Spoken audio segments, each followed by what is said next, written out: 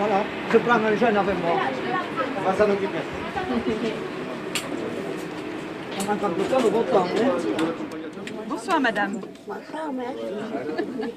Il y a des beaux papiers qui sont tatoués, donc là-haut il y a des plaques oxygènes. Allez, go. Allez-y, je vous accompagne jusqu'à l'entrée. Allez, vas-y, accompagnez-nous, ça vaut mieux. Cet après-midi, on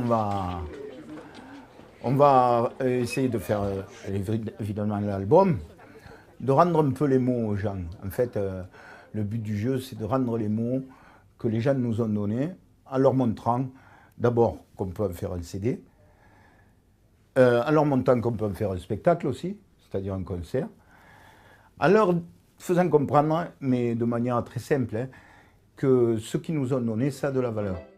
On a pris tout le temps de rêver. On a pris tout le temps de sourire au gamin. On a pris tout le temps. C'est un album qu'on a réalisé dans les maisons de retraite avec l'aide des gens, des résidents, et dans les écoles primaires avec l'aide des enfants. En fait, c'est souvent question-réponse, de savoir la vision de la vie par des gens qui ont entre 5 et 12 ans et par des gens qui ont entre 80 et 105 ans. Nous, on allait d'abord voir les enfants, on prenait leurs questions, on essayait de les organiser en chansons, évidemment. Et puis, on allait voir les personnes âgées dans les maisons de retraite et on leur posait ces questions.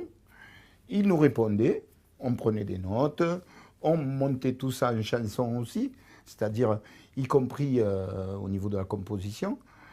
Et puis après, on a réussi à faire venir les enfants dans la maison de retraite et faire chanter tout le monde.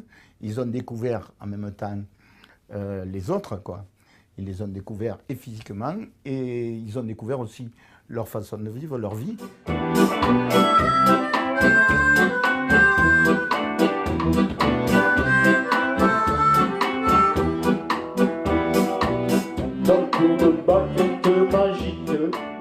Le projet a été initié par le département et porte le nom de projet Arc-en-Ciel. C'est-à-dire c'est un projet qui a pour but d'amener la culture dans les maisons de retraite.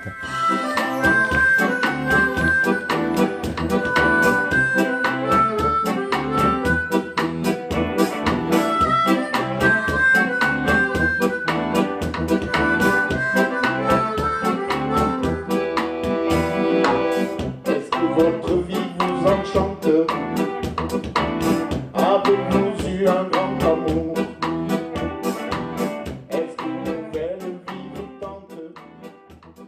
On était un petit groupe, et M. Roland est venu, il nous a essayé de nous faire chanter d'un côté et de l'autre. On a fait une petite chorale. Et puis là, c'est parti. On se réunissait une fois par mois entre maisons de retraite, toujours bien accueillis, ou quelle qu'elle soit. En plus, ça nous faisait passer la journée. Mais c'était très bien. Nous, on le connaît depuis qu'ils sont venus à Cressan. C'est fantastique. C'est les gens, les habitants de l'île de Thau, qui nous ont répondu, que ce soit les jeunes ou les résidents du Tonnerre, ils nous ont répondu à cette question que l'âge où on était le plus heureux, c'est l'âge où on n'avait plus de soucis. Que ce soit dans les écoles ou dans les maisons de retraite, tu peux vite considérer que tu es dévalorisé. Une parole d'enfant, on peut toujours dire que c'est très léger, très superficiel. Une parole d'une personne âgée qui vit dans une maison de retraite, on peut dire que c'est léger, superficiel. Mais en fait, c'est faux. C'est des personnes, autant les enfants que les personnes âgées. C'est des personnes avant tout avec un pouvoir créatif, avec un pouvoir poétique et avec une affirmation de l'être. C'est des gens qui ont des besoins d'expression.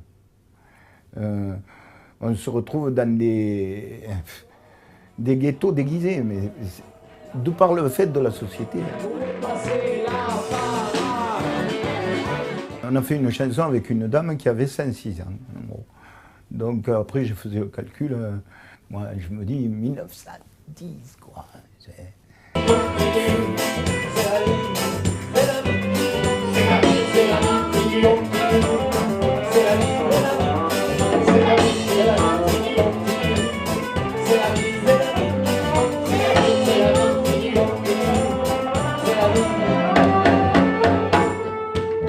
Alors, d'abord on applaudit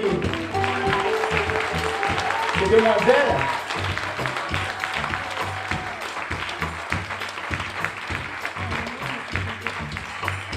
Alors, comme je le disais tout à l'heure, tout le ratatouille, tout le collectif, Alain à l'accordéon évidemment,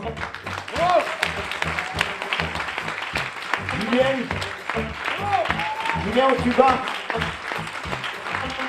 Jean-Brice à la batterie et à la vielle, voilà, à la batterie, et Brett à la guitare, Monsieur Roland à la chanson. Alors tous on tient à vous remercier en premier lieu, à vous, tous les créatifs qui nous ont aidés.